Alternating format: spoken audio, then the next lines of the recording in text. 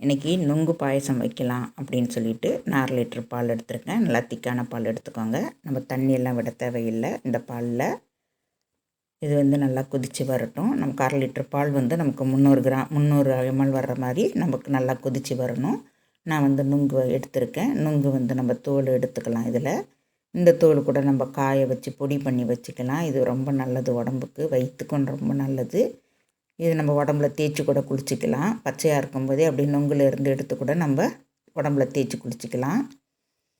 நான் வந்து 2 நுங்கு தான் இன்றைக்கி எடுத்து செய்ய போகிறேன். 1/2 லிட்டர் பாலுக்கு நமக்கு 2 நுங்கு சரியாக இருக்கும். இதை வந்து சின்ன சின்ன துண்டுங்களாக கட் பண்ணி எடுத்துக்கலாம். ரொம்பவும் பெருசு பெருசாக இருக்கக்கூடாது. அதனால் நான் கொஞ்சம் சின்ன சின்ன துண்டுங்களாக கட் பண்ணி எடுத்துக்கிறேன். கட் பண்ணிவிட்டு காட்டுறேன் பாருங்கள். இந்த அளவுக்கு நமக்கு கட் பண்ணி எடுத்துருக்கேன் 2 நுங்கை. இதை வந்து நான் இப்போ மிக்ஸி ஜாரில் வந்து ஒரு 4 முந்திரி பருப்பு, 2 பாதாம் அது அப்படியே தண்ணியில் ஊற வச்சுருந்தேன். அதை எடுத்து இப்போ நம்ம அரைச்சி எடுத்துக்கலாம். கொஞ்சமாக தண்ணி விட்டுக்கோங்க. பால் வந்து சூடாக இருக்குது, அதனால் நான் தண்ணி சும்மா லைட்டாக ஒரு 2 ஸ்பூன் அளவுக்கு நான் தண்ணி விட்டுருக்கேன். இதை அரைச்சி இதில் ஒரு கிண்ணத்தில் வச்சுருக்கேன் நான். இப்போ வந்து நம்ம நுங்கை வந்து போட்டுக்கலாம். நுங்கு போட்டு நம்ம பல்ஸ் மோரில் அரைச்சி எடுத்துக்கலாம். ரொம்ப நைஸாக அரைக்க தேவையில்லை. நம்ம அப்போ தான் பாயசம் குடிக்கும்போது அது பல்லில் கடிப்படும், நமக்கு நல்லா இருக்கும் சாப்பிட்றதுக்கு. இந்த அளவுக்கு அரைச்சா போதும். இந்த அளவுக்கு அரைச்சிங்கன்னா போதும். இது அப்படியே இருக்கட்டும். இப்போ பால் வந்து நமக்கு நல்லா கொதித்து வருது. இந்த டயத்தில் நம்ம வந்து சர்க்கரை போட்டுக்கலாம். நான் 1/2 கப் அளவுக்கு நான் சர்க்கரை போட்டிருக்கேன். பால் நல்லா சுண்டி வந்திருக்கு.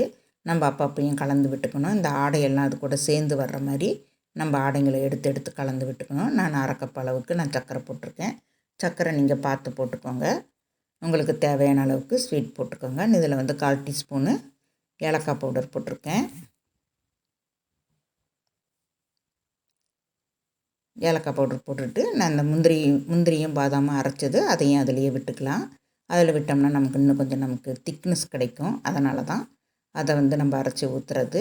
இது நல்லா கொதித்து வரட்டும். கொதித்து வந்ததும் கொஞ்சம் நேரம் ஆற விட்டுக்கலாம்.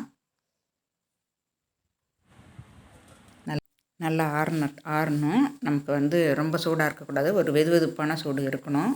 நம்ம டீ குடிக்கிற சூடு அதை விடவே இன்னும் கொஞ்சம் கம்மியாக இருக்கணும் சூடு. அப்போ தான் நம்ம வந்து இந்த நுங்கு அரைச்ச நுங்கை போட முடியும். இல்லைனாக்கா பால் கெட்டு போயிடும், திரிஞ்ச மாதிரி ஆகிடும். அதனால் நல்லா ஆற விட்டுட்டு போட்டுக்கோங்க. ஆற விட்டு போட்டிங்க அப்படின்னா தான் நமக்கு பாலும் நல்லா இருக்கும், சாப்பிட்றதுக்கும் நமக்கு டேஸ்டியாக இருக்கும். நம்ம சூட்டில் போட்டுட்டோம் அப்படின்னா திரிஞ்சிடுச்சு அப்படின்னா நம்ம செஞ்சதே வேஸ்ட்டாக போயிடும். அதனால் அது மட்டும் நீங்கள் பார்த்து போட்டுக்கோங்க. நல்லா கலந்து விட்டுக்கலாம். நல்லா கலந்து விட்டுட்டு நுங்கு போட்டு நல்லா கலந்து விட்டுட்டு இன்னும் கொஞ்சோண்டு முந்திரி பருப்பை நெய்யில் வறுத்து எடுத்துகிட்டு வந்து நான் இது கூடயே ஊற்றிக்கிறேன். நல்லா கலந்து விடணும். ஏன்னா நம்ம தண்ணி மட்டும் ஊற்றாமல் நம்ம அரைச்சிருக்கிறோம். அதனால் வந்து நமக்கு ஒன்றும் பாதியமாக தான் இருக்கும். ரொம்ப பெருசாகவும் இருக்காது, ரொம்ப சின்னதாகவும் இருக்காது. அதனால் வந்து நம்ம பல்ஸ் மோரில் போட்டிருக்கோம். இப்போ வந்து நான் முந்திரியை வந்து நான் நெய்யில் வறுத்து எடுத்துகிட்டு வந்திருக்கேன். இதையும் அது கூடயே ஊற்றிக்கலாம்.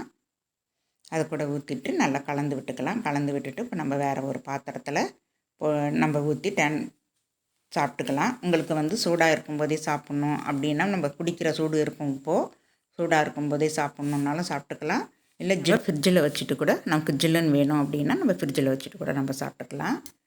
நம்ம விருப்பம்தான். சூடாக சாப்பிட்டாலும் சாப்பிட்டுக்கலாம், ஜில்லுன்னு சாப்பிட்டாலும் சாப்பிட்டுக்கலாம். நான் ஒரு வேறு பாத்திரத்துக்கு நான் ட்ரான்ஸ்ஃபர் பண்ணிக்கிறேன். இந்த பாயசம் நீங்களும் ஒரு வாட்டி செஞ்சு பாருங்கள். எப்படி வந்தது அப்படின்றதையும் கமெண்ட் பாக்ஸில் சொல்லுங்கள். இந்த வீடியோ பிடிச்சிருந்தால் லைக் பண்ணுங்கள், ஷேர் பண்ணுங்கள், சப்ஸ்கிரைபர் பண்ணுங்கள். மறக்காமல் பெல் பட்டன் அமுக்குங்க. தேங்க்யூ.